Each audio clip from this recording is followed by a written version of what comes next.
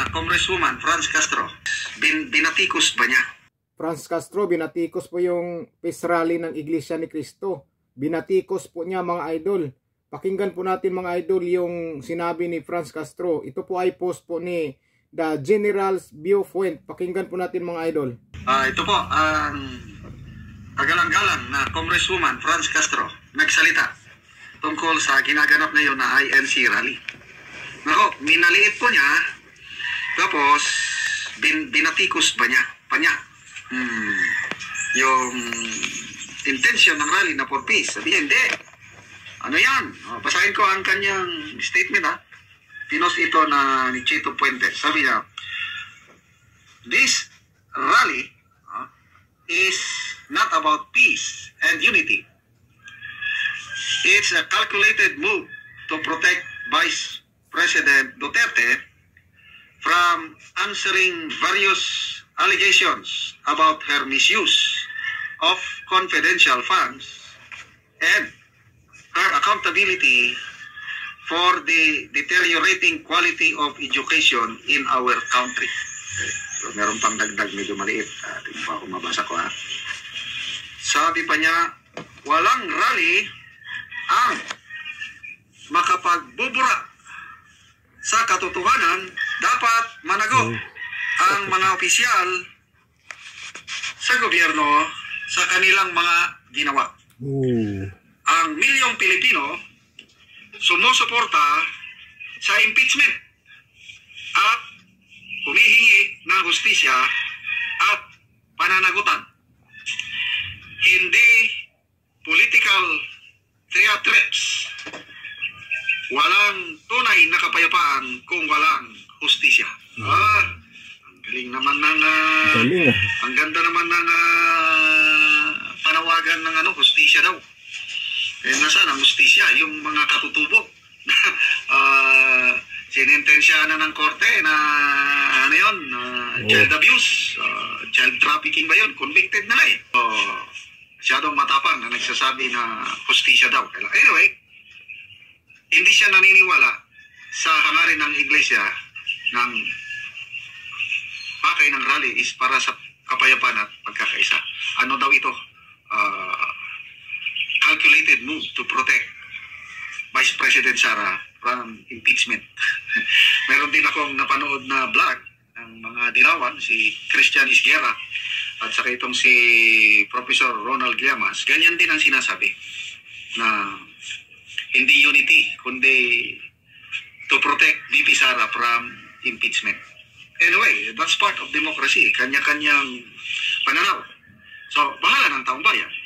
So, yun mga idol. Kita mo mga idol. Yun yung mga tao, mga idol na ayaw ng kapayapaan, gusto may palaging gulo. Yan po si Castro, mga idol. Tapos, siya pa yung ngayon naghahanap ng hustisya, katarungan. Siya na nga yung convicted, diba, sa child abuse. Tapos siya pa ngayon may lakas loob na maghahanap ng katarungan at hustisya. Ito yung mga tao na ayaw ng kapayapaan, mga idol. Makikita naman po natin sa mga gawain nila, mga idol, kapag sila ang nagrarally, laging may rambulan kalaban ang mga pulis, laging may bugbugan, mga idol. Kahit sinong maging presidente, nandyan po sila palagi sa kalsada, nagrarally, nakikipag-baliyahan ng mga pulis. Medyo maganda naman iba yung pinaglalaban nila, maganda, pero ayaw nila po talaga ng kapayapaan. May mga hadikain naman sila na maganda rin, yung mga dagdag sahod, murang presyo, maganda rin naman yung hadikain na. Pero ito yung mga tao na ayaw talaga ng kapayapaan, ayaw makipagsundo sa gobyerno para umunlad yung bansa. Biruin mo, binatikos na yung peace rally ng Iglesia ni Cristo ngayon. Binatikos niya, mga idol. So, ibig sabihin, itong si Franz Castro, ayaw po talaga niya ng kapayapaan. Ayaw niya na magkakaisa ang bansa dahil gusto po nila na sila po ang masusunod ng gusto nila. Naghahanap ng hustisya pero siya convicted na pala. Convicted ng child abuse. Yan ang sabi ni The General Viewpoint. Convicted na pala ito ng child abuse. Tapos siya pa yung naghahanap ng hustisya o katarungan. Biruin mo naman. Tapos ngayon yung peace rally ng Iglesia ni Cristo para sa kapayapaan at kaunlaran sa bansa para magtutulungan na lang sa trabaho yung mga naupo ng mga opisyal sa gobyerno. Siya ayaw naman. Binatikos niya na protect BP Sara lang daw ang ginagawa ng mga Iglesia ni Cristo. Biruin mo, hindi talaga nag-iisip mga idol, talagang gulo po ang nasa isip nila. Gulo. Siyempre, sinisabi na ng Iglesia ni Cristo yan, pipigilan nila o suportahan nilang sabi ni President Bongbong Marcos na ayaw ng impeachment. Para nga naman walang gulo dahil kapag ka na-impeach talaga si BP Sara, sigurado naman po talaga na magkagulo po ang bansa natin at magkawatak-watak ang taong bayan. Magkawatak-watak po talaga, sigurado yan. Dahil alam naman yung mga taong walang kasalanan, gaya ni BP Sara Duterte, ipapakulong mo, wala namang ginawang kasalanan, kundi magtrabaho lang sa gobyerno.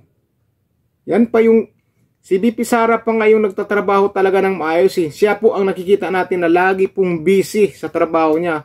Punta dito, punta doon, tulong dito, tulong doon sa kanyang opisina. Di ba?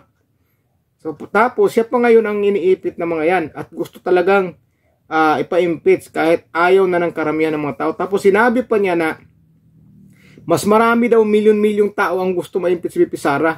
Biruin mo. Tingnan na po natin yung anong sinasabi niya, kung ano ang mga comment ng mga tao sa sinasabi niya. Grabe mga idol, ayaw talaga ng kapayapaan mga idol. Nanawagan ng Iglesia ni Cristo ng kapayapaan sa kanilang National Peace Rally, talagang kinukontra pa, binatikos pa yung gusto ng kapayapaan. Biruin mo naman ang mga idol. Tapos yung gahanap ng hustisya, yun pa yung convicted. Yun pa ang nagpapakulong ng abogado na wala namang kasalanan. Grabe mga idol, no? Grabe, gusto talaga nila na sila yung mamamahala ng bansa.